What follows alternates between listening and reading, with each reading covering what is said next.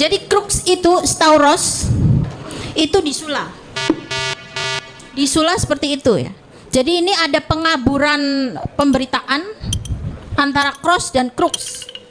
Jadi Oke, yang Bu, saya maaf. tanyakan, ya yang saya Langsung tanyakan, iya, yang betul crux atau cross, bagaimana bisa crux menjadi cross? Thank you, terima kasih. Pertama, ingatlah bahwa Yesus dikatakan tangan dan kakinya dipaku. Itu pasti sudah berbentuk ini dan ada tulisan di atasnya bahwa inilah Raja orang Yahudi. Itu sudah pasti ada di atas. Karena itulah maka salibnya adalah salib cross. Kalau ibu tanya kenapa di situ ini, saya nggak tahu kenapa. Bukan urusan saya itu. Dan itu bukan Alkitab. Saya nggak tahu kenapa. Bukan urusan saya itu. Dan itu bukan Alkitab. Saya nggak tahu kenapa.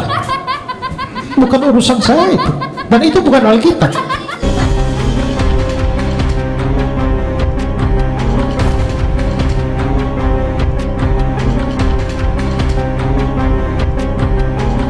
Assalamualaikum warahmatullahi wabarakatuh. Sahabat beriman, suatu ketika pada perdebatan yang digelar antara Ustadz Kainama versus Pendeta Esra Soru, ada seorang mu'alaf bertanya kepada Pendeta Esra Soru tentang simbol yang dipakai oleh kekristenan sekarang. Ada tertulis dan ada pula simbol crux di situ, tetapi kenapa umat Kristen sekarang memakai simbol cross atau simbol salib? Assalamualaikum warahmatullahi wabarakatuh. Saya mau menanyakan satu pertanyaan buat Pak Pendeta Esra Soru. Ini tentang kematian Yesus. Jadi kalau kita mengambil poin tentang Yesus diangkat ke langit, dua-duanya ada, Yesus diangkat ke langit dan Kristen punya Yesus naik ke surga. Tapi tentang kematian tentu berbeda ya. Nah, yang saya mau tanyakan begini. Di Yerusalem, saya sudah masukin itu, tolong ditampilkan ya, gambarnya aja. Jadi saya menampilkan data di Yerusalem. Ini ada tulisan crux ya. Pak Pendeta Esra Soru bisa lihat? Ada crux, itu yang saya kasih layang-layang. Penonton juga bisa lihat ya. Crux itu adanya di Yerusalem, di Via Dolorosa, di perjalanan Yesus waktu mau disalib. Sedangkan di Alkitab disebutkan cross, tetapi di Yerusalem disebutkan crux. Pertanyaannya, Bu? Saya mau mengambil ayat sebentar ya. Ini dukungan ayatnya dari Bible. 20 detik lagi. Dengan membeli kita, Kristus melepaskan kita dari kutuk hukum, dengan menjadi orang yang dikutuk menggantikan kita, karena ada tertulis terkutuklah setiap orang yang digantung pada sebuah tiang. Jadi crux itu stauros itu disula. Disula seperti itu ya. Jadi ini ada pengaburan pemberitaan antara cross dan crux. Jadi Oke, yang Bu, saya Sudah habis tanyakan, waktunya. ya yang saya Langsung tanyakan, iya, yang betul crux atau cross, bagaimana bisa crux menjadi cross? Thank you, terima kasih. 2,000 years later. Begini Ibu ya. Tadi apa? Jadi begini, bahwa kalau dilihat dari data sejarah dan lain sebagainya tentang tradisi penyaliban Roma, maka memang penyaliban itu ada macam-macam bentuknya. Jadi ada yang disalib seperti salibnya yang orang banyak ditunjukkan di dalam gambar-gambar Kristen. Jadi ada kepalanya, ada vertikalnya, dan juga ada horizontalnya. Ada juga yang tak ada cabang atasnya, lalu dia hanya berbentuk seperti T. Nah, Pak, saya minta kepastian aja. Jadi Yesus itu disalib atau disulap? Karena cross dengan crux berbeda, dan kita lihat buktinya di Yerusalem adalah crux. Oke, sudah jadi ya, Bu gini ya. loh, ya. Nah, lalu saya lanjutkan sedikit. Ada yang namanya Rux Decussata, itu bentuknya X. Nah sekarang kalau ibu tanya bentuknya bagaimana, suruh saya pastikan. Pertama, ingatlah bahwa Yesus dikatakan tangan dan kakinya dipaku. Itu pasti sudah berbentuk ini dan ada tulisan di atasnya bahwa inilah Raja orang Yahudi. Itu sudah pasti ada di atas. Karena itulah maka salibnya adalah salib cross. Kalau ibu tanya kenapa di situ ini, saya nggak tahu kenapa. Bukan urusan saya itu. Dan itu bukan Alkitab. Saya nggak tahu kenapa. Bukan urusan saya itu. Dan itu bukan Alkitab. Itu Bible-nya Bapak kan? Loh, itu Bible. Maaf Bu, tidak boleh ada pertanyaan tambahan lagi, hanya tetap di cross dan Nah, ibu hanya ambil foto di sana. Kita tidak jadikan foto itu sebagai dasar. Kita di Alkitab. Ya, saya percaya yang cross seperti yang dipercaya orang Kristen sekarang. Saya nggak percaya itu kalau ibu melihat bahwa ada cross dan crux berbeda dan ambil di sana, itu foto di sana itu bukan dasar iman Kristen, tapi Alkitab. Berikan sorak-sorai buat Tuhan yang dasar luar biasa. Haleluya. Ya teman-teman, itulah tadi pertanyaan dari seorang mu'alaf ya. Mu'alaf Indri bertanya kepada pendeta Ezra Soru, di dalam kekristenan yang benar crux atau cross? Nah, ternyata yang kita lihat pendeta Ezra Soru justru kebingungan. Saya tidak tahu, bukan urusan saya. Nah, jawaban seperti apa itu? Teman-teman, saya temukan sebuah artikel.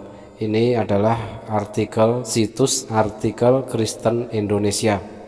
Di sini dituliskan, judulnya adalah Salib Bukan Simbolnya Orang Kristen, dengan penulis Rudy Lee. Jika Anda berkunjung ke rumah seseorang yang baru Anda kenal dan melihat di atas ambang pintu atau di ruang tamu terdapat kayu salib, Anda sudah pasti bisa menebak kalau si pemilik rumah tersebut adalah orang Kristen, karena kekristenan itu identik dengan salib. Jika mereka ditanya kenapa di rumah ini ada salib, mereka akan berkata kalau salib itu adalah simbolnya orang Kristen, karena dahulu Yesus mati di atas kayu salib dan salib itu melambangkan kasih Tuhan. Demikian sebagian besar orang Kristen berpendapat. Tetapi apakah benar yang diucapkan dan pendapat orang-orang Kristen itu? Mari kita lihat apakah simbol salib itu benar-benar baru ada ketika Yesus mati di atasnya, atau memang sudah ada sebelum Yesus ada di dunia ini. Salib adalah salah satu lambang keagamaan yang kuno, namun cukup dikenal luas oleh masyarakat pada waktu itu. Agama-agama kuno yang dianut oleh masyarakat Asia Tengah kuno sudah mengenal salib.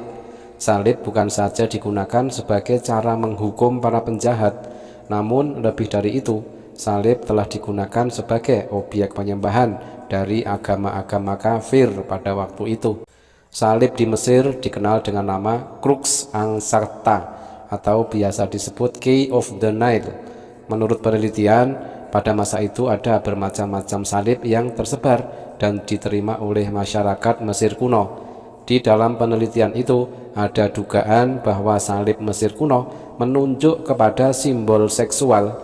Hal ini berkaitan dengan ritual penyembahan terhadap dewa matahari. Salib yang merupakan simbol seksual ini kemudian oleh masyarakat kuno dihubungkan dengan simbol kehidupan dan pemberi hidup yang menunjuk kepada dewa matahari. Jadi pada masa sebelum kekristenan ada, salib bagi masyarakat Mesir kuno dihubungkan dengan simbol kehidupan dan pemberi hidup yang menunjuk kepada penyembahan dewa matahari. Bentuk salib berbeda dari salib yang digunakan oleh masyarakat Persia atau Mesir. Salib yang dikenal oleh masyarakat Yunani ini memiliki 4 sisi yang sama atau axial arms.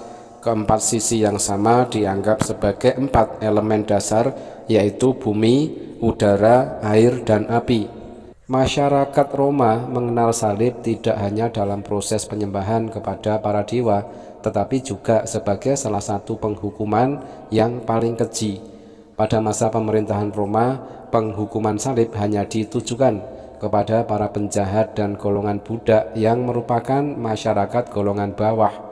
Yesus disalibkan, ironisnya, bukan diputuskan oleh pengadilan Romawi, melainkan atas permintaan dan desakan dari bangsa Yahudi sendiri kepada Pilatus. Dalam kurung Matius 27, 15 dan sampai 26, Markus 15, 6 sampai 15, Lukas 23, nomor 18 sampai 25. Simbol salib dipakai dasar untuk kekristenan diambil dalam 1 Korintus 1 nomor 17.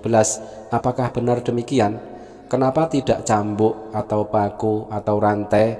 Apakah benar salib itu punya arti yang sesuai dengan nuansa Ibrani? Jelas tidak, karena salib itu justru simbol dari kutuk dan penderitaan. Dalam kurung Galatia 3 nomor 13. Dalam ensiklopedia Ofang and Wagnalls dikatakan tanda salib sudah digunakan sebagai lambang sebelum zaman Kristen.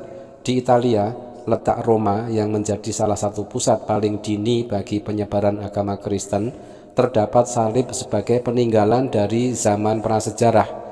Di Mesir purba, salib dijadikan lambang keagamaan yang umumnya berbentuk huruf T, yang oleh para ahli disebut dengan tau. Ada pula salib tau yang di atasnya dipasang sebuah gagang yang berupa lingkaran. Lingkaran itu melambangkan kekekalan. Salib yang di atasnya bergagang lingkaran itu melambangkan kekekalan hidup atau kehidupan yang abadi. Salib berlingkaran atau crux ansata atau salib ant biasa dipakai di leher para pendeta Mesir kuno sebagai kalung. Di kalangan berbagai bangsa purba di sekitar wilayah Mediterania, termasuk Funisia yang bertetangga dengan Palestina, lambang salib Mesir itu juga mengandung pengertian hikmah atau kebijaksanaan rahasia.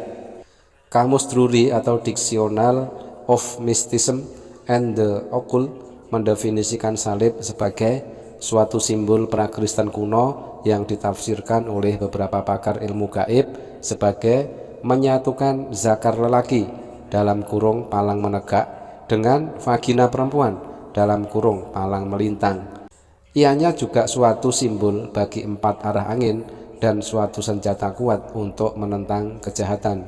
Berry atau Ensiklopedia Heraldica menyebut pasal 385 jenis salib yang berlainan. Kebanyakannya hanya digunakan untuk tujuan perhiasan ataupun sebagai lambang keturunan. Dalam kurung Ere Art Cross volume 4 muka surat 324 dan seterusnya. Sejak pertobatannya pada tahun 312 sampai 313 Masehi, Konstantin yang telah menguasai Romawi memberikan kemudahan-kemudahan bagi gereja, di mana sebelumnya gereja ditindas dan banyak orang-orang Kristen dibunuh serta diberhentikan dari segala jabatan di dalam pemerintahan. Hal ini dilakukan sebagai tanda terima kasih karena melalui tanda salib ia telah memenangkan pertempuran dengan Maximus. Peristiwa ini ditandai dengan dikeluarkannya Edict of Milan yang menjamin kebebasan beragama, khususnya agama Kristen di wilayah Kekaisaran Romawi. Sejak saat itu tanda salib menjadi tanda yang penting, bukan saja di dalam gereja, tetapi juga pada pemerintahan Romawi, khususnya masa Kaisar Konstantin. Di dalam abad-abad pertengahan, ketika kekuasaan Romawi semakin luas, maka bersamaan itu pula kekristenan menjadi agama negara yang sangat diagungkan. Di satu sisi, salib menjadi tanda dari kepercayaan gereja sekaligus menjadi lambang kekuasaan yang dipakai oleh Kekaisaran Romawi. Lebih daripada itu, para paus yang akhirnya menjadi pemimpin atas kerajaan atau negara di kemudian hari telah menggunakan tanda salib sebagai tanda paksa untuk mewujudkan segala keinginannya. Melalui khotbah-khotbahnya tentang salib, para paus telah membakar semangat prajurit Romawi untuk maju berperang dengan Islam Turki. Hal ini dikenal dengan skisma besar antara Kristen Islam pada abad 11 sampai 12 Masehi yang tercatat di dalam sejarah gereja sebagai peristiwa perang salib yang berlangsung hampir 200 tahun dalam kurung 1096 sampai 1291 Masehi. Perang Salib I terjadi pada tahun 1096 sampai 1099 Masehi. Perang Salib II pada tahun 1147 sampai 1149. Perang Salib III pada tahun 1189 sampai 1192. Perang Salib IV terjadi pada 1202 sampai 1204 Masehi. Perang salib anak-anak terjadi di tahun 1212 Masehi. Perang salib V pada tahun 1218 sampai 1221 Masehi. Perang salib VI terjadi pada tahun 1228 sampai 1229 Masehi. Perang Salib 7 pada tahun 1248 sampai 1254 Masehi. Perang Salib 8 terjadi di tahun 1270 Masehi. Sejarah mencatat bahwa Perang Salib telah membuktikan dua hal. Pertama, kegagalan para pemimpin gereja pada waktu itu. Kedua, tanda salib menjadi tanda kekuasaan dan keangkuhan bagi para pemimpin gereja dan negara pada waktu itu. Pada tahun 788 Masehi ditetapkan sebuah aturan penyembahan terhadap salib. Peristiwa ini dimulai oleh Dowager Irene dari Konstantinopel, yang kemudian prosesi ini menjadi keputusan di dalam konsili gereja yang ditetapkan oleh Paus Hadrian I dari Roma. Sejak itu ritual penyembahan terhadap salib mulai dilakukan. Walker berkata, orang-orang Kristen dini bahkan menolak salib karena berwatak pagan. Patung-patung Yesus mula-mula tidak menggambarkan dia di atas salib, tetapi dalam samaran gembala yang baik yang membawa domba, dalam kurung akarya The Christ Konspirasi. Orang Kristen non-Yahudi abad pertama tidak mau memakai simbol salib, tetapi simbol ikan yang disebut ichthus, yang dalam bahasa Yunani berarti ikan. Sekalipun demikian, dengan berkembangnya waktu, simbol salib lama-kelamaan diterima juga, tetapi dicampur dengan ichthus. Akhirnya simbol ichthus hilang total dan kembali pada simbol Mesir kuno. Sangat tragis sekali, ada banyak orang-orang Kristen yang memakai simbol salib harus mati dianiaya, simbol yang tidak pernah kitab suci tuliskan. Kalau begitu, apa sebenarnya simbolnya orang Kristen itu? Nah, demikian sahabat ya, kita dapatkan artikel ini adalah merupakan artikel yang ditulis di situs kekristenan sendiri, yaitu situs artikel Kristen Indonesia. Demikian sahabat, mudah-mudahan menjawab kebingungan dari Pendeta Esra Soru dan menambah pengetahuan kita semua. Terima kasih, mudah-mudahan bermanfaat. Ada kurang lebihnya mohon maaf. Jazakumullah khairan kasiron. Wassalamualaikum warahmatullahi wabarakatuh. Kenapa ada banyak orang mualaf dan bodoh-bodoh semua? Coba lihat kan, mana ada mualaf pintar? Kan bodoh semua.